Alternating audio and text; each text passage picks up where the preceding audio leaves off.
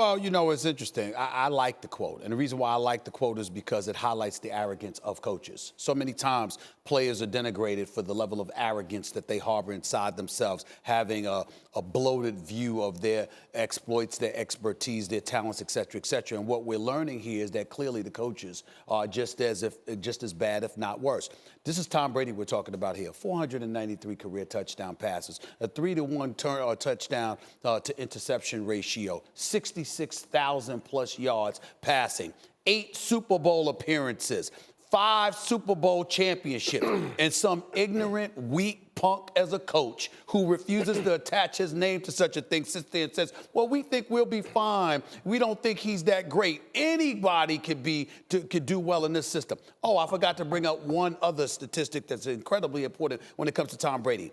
Since 2008, when he got injured in the first game of the season, he has not missed a game, with the exception of the 4-game suspension that he has suffered. He has played every single game. So, excuse me, how would you know that anybody else can produce in your system? Who else has had that opportunity to do so other than 2 games for Garoppolo and a couple of games for Jacoby Brissett? You got to be kidding me. But I'm not surprised, because this level of arrogance in the coaching fraternity exists far more than is publicized. And this is the latest example of it. I agree with you. And a season for Matt Castle, where people always continue to draw back to the success that he had. And he went on to somewhere else, and he's been non-existent ever since. It highlights the arrogance of coaches, Stephen A., but he didn't put his name on it. The one thing about being a player, you have to stand there and actually have that opinion and then deal with the blowback from it.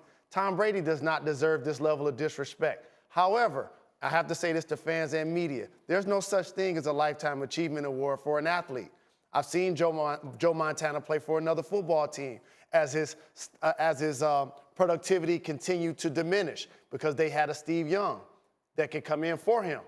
In New England, they were trying to create that with Jimmy Garoppolo. They were hoping to create that with Jacoby Brissett. It didn't happen based on the ownership, but also based on the fact that Tom Brady hasn't shown that he's going to slow down. He was MVP last year. They were in the Super Bowl last year. It's not like we're trying to give him a Lifetime Achievement Award. He doesn't deserve this disrespect at all. He doesn't deserve it, but it's predictable that he would get it, because what you have is a situation when you have somebody as great as Tom Brady. One of the things that's not talked about, Reese, is the fact that you also have coaches who resent the success even that the player has generated for them, because they believe it minimizes their contribution.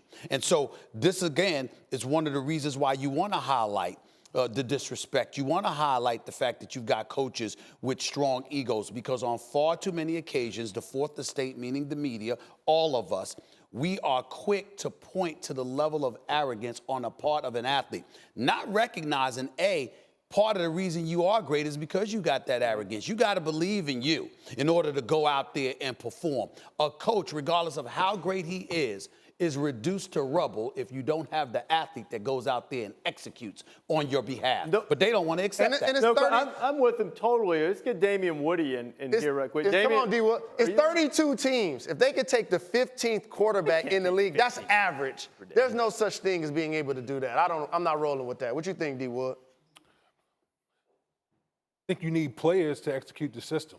I think a lot of times with some of these coaches, exceptional coaches, they think that their system supersedes the players. Mm-hmm.